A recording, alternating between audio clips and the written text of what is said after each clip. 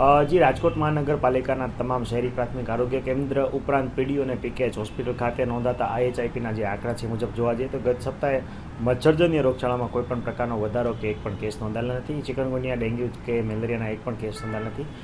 જ્યારે પાણીજન્ય રોગચાળા ઉપરાંત જે છે શરદી ઉધરસની વાત કરીએ તો શરદી ઉધરસના 879 કેસ જોવા મળ્યા છે. સામાન્ય તાવના 916 કેસ ઉપરાંત ઝાડા ઉલટીના 417 કેસ, સાથે સાથે ટાઇફોઇડનો 1 અને કમળાના 2 કેસ છે એ ગત સપ્તાહે જોવા મળ્યા છે. જ્યારે મરડાના કે કોલેરાના કોઈ પણ કેસ જોવા મળ્યા નથી.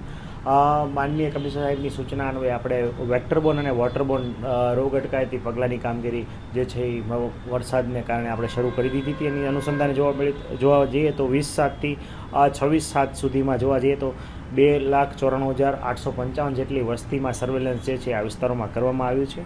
આ ઉપરાંત જોવા જઈએ તો 8,200 ઉપરાંત ક્લોરીન ટેબ્લેટનું વિતરણ અને ખાસ કરીને 1,335 જેટલા ORS પેકેટનું જે ઝાડા ઉલટીના કેસ હોય ત્યાં વિતરણ કરવામાં આવ્યું છે.